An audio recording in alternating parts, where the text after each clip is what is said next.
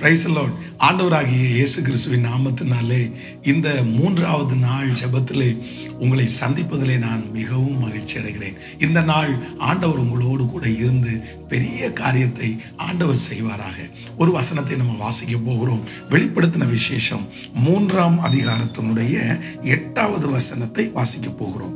உன் கிரியையை அறிந்திருக்கிறேன், உனக்கு கொஞ்சம் பலன் இருந்தும் நீ என் நாமத்தை மறுதலியாமல் என் வசனத்தை கை கொண்டபடினாலே இதோ திறந்த வாசலை உனக்கு முன்பாக வைத்திருக்கிறேன், அதை ஒருவனும் பூட்ட மாட்டான்.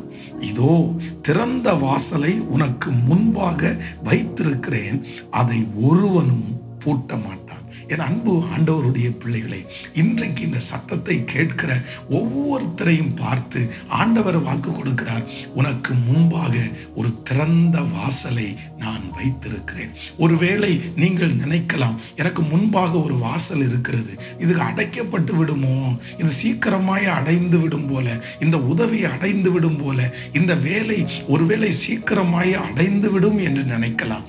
ஆனால் ஆண்டவர் வாக்கு கொடுக்கிறார், அவர் அந்த வாசலை திறந்திருப்பாரேயானால் எத்தனை மனிதர்கள் எழும்பினாலும் எவ்வளவு பிரச்சனை வந்தாலும் கர்த்தர் வாக்கு கொடுக்கிறார், அந்த வாசலை ஒருவராலும் அடைக்கவே முடியாது. நீங்கள் பயப்பட வேண்டாம், அந்த வாசல் அடையுமோ என்றுதான் நான் பயப்படுகிறேன். இல்லை, கர்த்தர் திறந்ததை ஒருவராலும் அடைக்க முடியாது என்று ஆண்டவர் நமக்கு கிருபையாய் வாக்கு கொடுக்கிறார். இந்த வசனத்தை நான் தியானித்துக் கொண்டு இருக்கும் போதே பழைய ஏற்பாட்டிலே ஒரு சம்பவம் எனக்கு ஞாபகத்திற்கு வந்தது.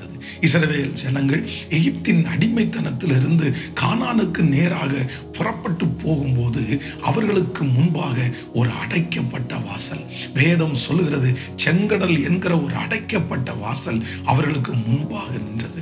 நிறைய ஜனங்கள் முறுமுறுத்தார்கள், ஏன் இந்த இடத்துல என்ன கொண்டு வந்தீங்க, அங்க எங்களுக்கு பிரேத குழிகள் இல்லையா, இப்படிப்பட்ட ஒரு அடைக்கப்பட்ட வாசல்களை நாங்க பார்க்கணுமா, நாங்க எங்க போவோம், எப்படி இதை தாண்டுவோம், எப்படி கானானுக்கு போவோம், ஒரு பெரிய கேள்விக்குறி. ஆனால் வேதம் சொல்லுகிறது, ஆண்டவர் கொஞ்ச காலதாமதம் பண்ணிதான் அந்த செங்கடலை கர்த்தர் திறந்தார். நம்ம கேட்கலாம், ஏன் ஆண்டவரே முதலாவதாகவே திறந்திருக்க கூடாதா, அவர்கள் வர வர அந்த வாசல் திறந்திருக்குமானால் அவர்கள் உள்ளே போயிருப்பார்களே, இப்படியெல்லாம் தோணலாம்.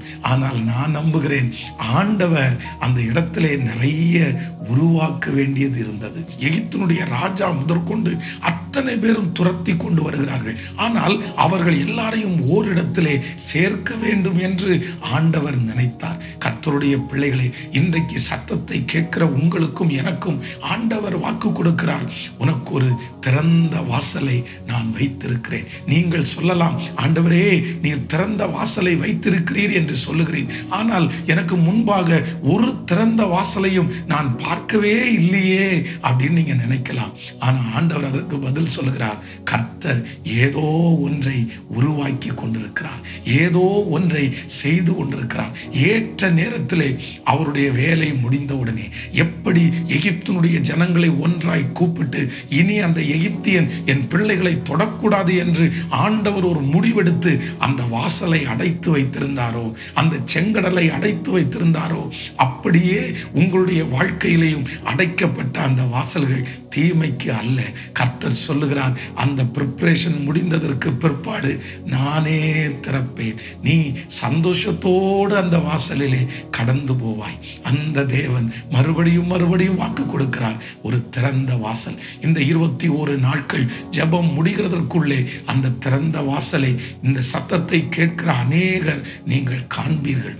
ஆண்டவர் அந்த ப்ரிப்பரேஷனான நேரத்தை கர்த்தர் முடிய பண்ணி அந்த திறந்த வாசல் வழியாய் உங்களை பிரவேசிக்க பண்ண போகிறார். உங்களுக்காக ஜெபிக்கிறேன் தகப்பனே, உம்முடைய பிள்ளைகள் ஒவ்வொருவருக்காய் ஜெபிக்கிறேன். இந்த 3வது நாள் இந்த சத்தத்தை கேட்டுக்கொண்டிருக்கும் போதே அடைக்கப்பட்ட வாசல்கள் திறப்பதாக, திறக்கப்படாத வாசல்கள் திறப்பதாக, இந்த வாசல் அடைந்து விடுமோ என்று நினைக்கிற அந்த வாசல் அடையாதபடி கர்த்தர் பாதுகாப்பீராக. ராஜா உம்முடைய கிருபை தாங்கட்டும். பிள்ளைகள் ஆண்டவரே கமெண்ட் செக்ஷன்ல அனுப்புகிற, வாட்ஸ்அப் மூலமாய் அனுப்புகிற ஒவ்வொரு ஜெப விண்ணப்பங்களையும் நீர் பாரும் ஆண்டவரே, உம்முடைய கண்கள் பார்க்கட்டும் ஆண்டவரே, ஒரு அற்புதம் நடக்கட்டும் சுவாமி.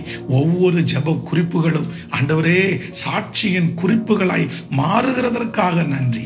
மனதார ஆசீர்வதிக்கிறோம். இயேசுவின் மூலம் ஜெபம் எடுக்கிறோம் நல்ல பிதாவே, ஆமென். God bless you. இந்த நாள் ஆண்டவர் உங்களோடு கூட இருப்பார். நாளைக்கு மீண்டும் உங்களை சந்திக்கிறேன். Praise the Lord, praise the Lord.